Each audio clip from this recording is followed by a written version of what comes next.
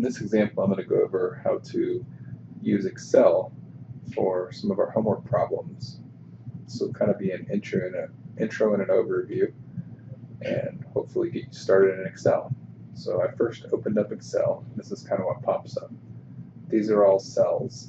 You can adjust the size of a cell by clicking it and just dragging it over. So the homework problem I want to work on, or at least start, is, it looks like it could be number 4. It depends on what pooling you got, but it looks like this. It gives you some data, and it asks you to add the counts and compute the percents for each group. So we're going to put this information into Excel. So that's a good first step for us to work on here. So I'm going to split the screen up a bit.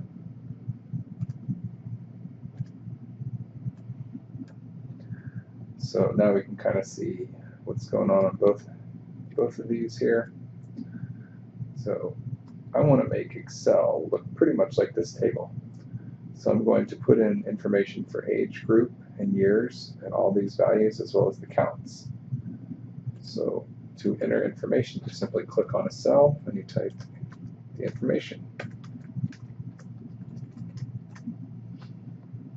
If I press enter, it brings me down, and I'm going to put count in there. So now I want to put these labels in here. Excel automatically tries to do a lot of math on numbers that are entered. So if I were to enter something like 1 minus 18 or 1-18, it could possibly think it's a date, January 18th. It could try to subtract it. It might do a lot of things. So to prevent all of that from happening, I'm going to tell Excel that the information I'm putting in this top row is text or labels. So I'm going to click on the first one and hold the left mouse button and pull it over. So as I pull it over, I'm selecting cells. Now I'm going to right click inside there. I'm going to select Format Cells, and I'm going to come down here and select Text. You can do things like percentages or keep it in fractional form or currency, but we're going to keep it in text format. So now I can type 118, and it doesn't try and change it. If I were to type 118 down here, it might do something different.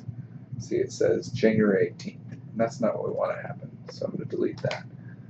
So we're going to go through here, 1 through 18, 19 through 24. If I press to the right, it'll scroll over for me. These are simply labels. 51 through 69 and 70 and up. Alright, so I have my labels in there. Now I'm going to input the actual data. So there were 10 people, age 1 through 18. And so now it thinks we're working with dates. And I want to tell it, no, this is not a date.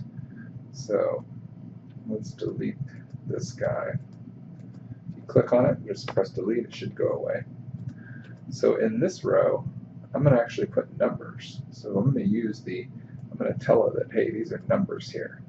So right click again, do Format Cells, and I'm going to go up here and click Number. It's got a bunch of formatting options. If you're an accountant, you might want to have in negatives and parentheses or all sorts of things. So let's try now. If I put in 10. So now it says 10.00. That works. But if I don't like that, I can right click it again and say Format Cells. I can put it down to 0 decimal places. Or I can do as many as we like. So I'm going to leave it there at 2. Here's 97, 70, 36, 14, and 5. So this problem wants you to add the counts and compute the percents for each age group, and then match your answers. So how are we going to do that? Let's see.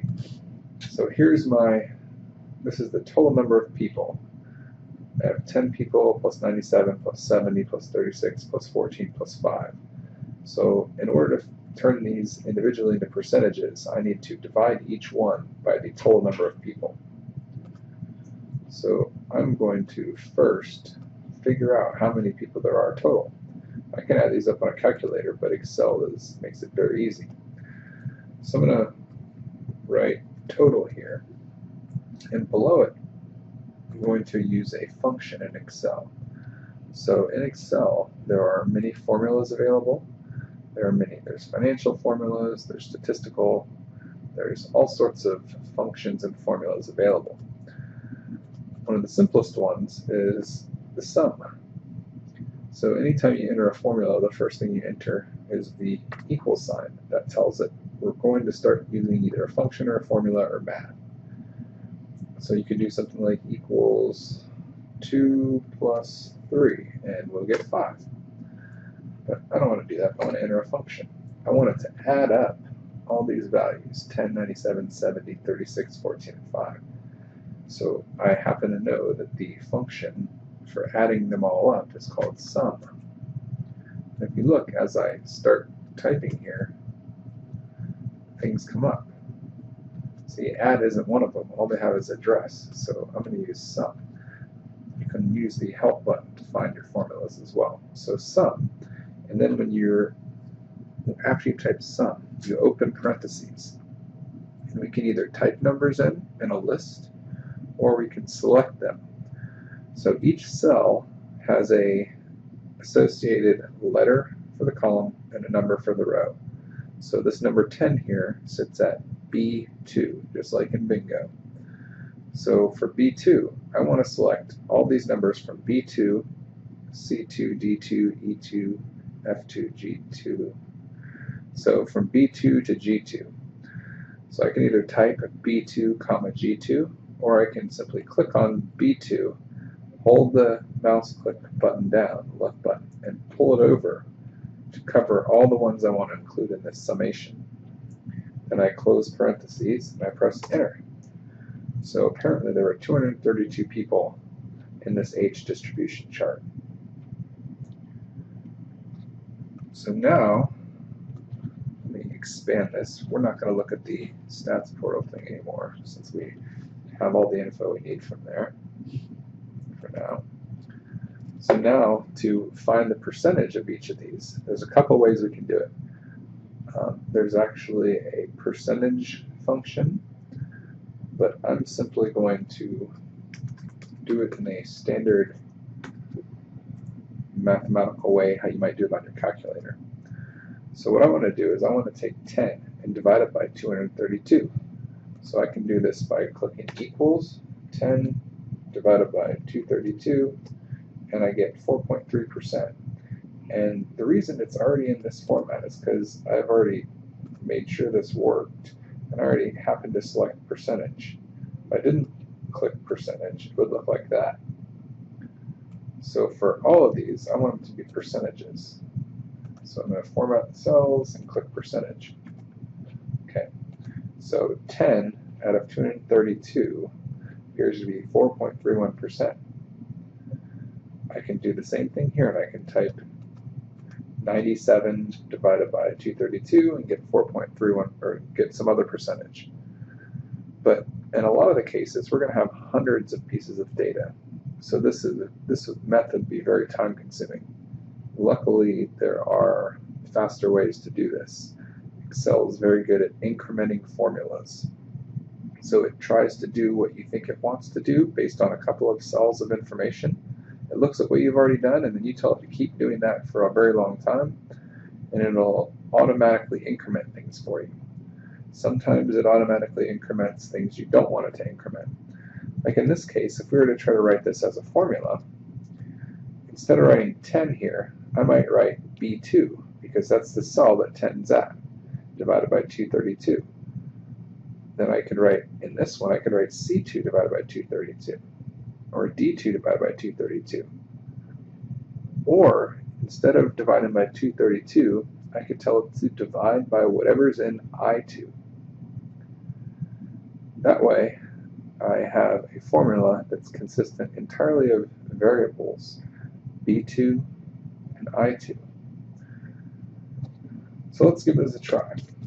So I want to divide B2. So I can either type B2 divided by I2, I get the same answer, or I can do equals and actually click the cell, B2 divided by I2.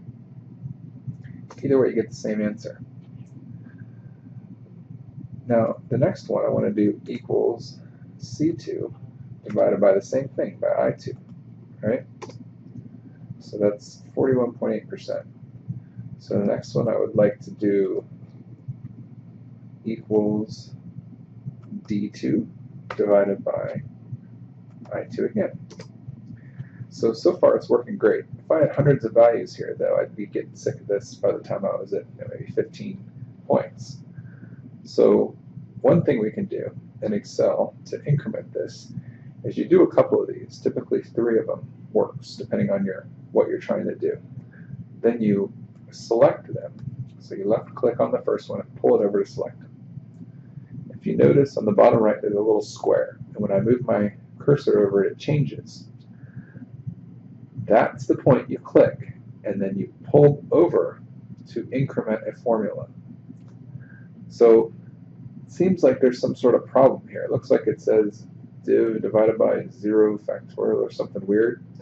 So we need to figure out what's happening. So in the first cell I'm going to look and try and figure out what Excel thinks I wanted to do here, because it obviously got something wrong.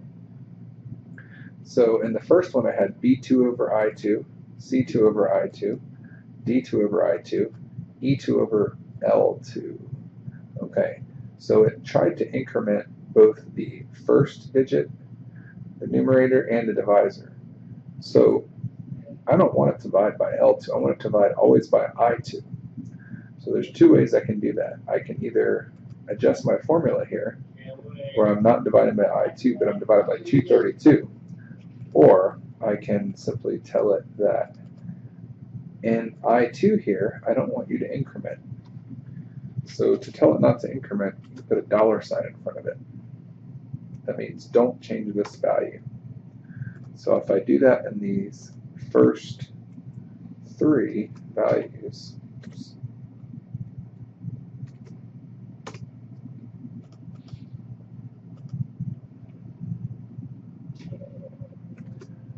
it should follow that once I select them and I'll pull it over again, it should work, and it looks much better. It looks like it worked now. So now I've copied and it incremented the E, but it didn't increment the I2. So you can look at your function up here. So I'm doing F2 divided by I2. And now I've got all of these values in percentages.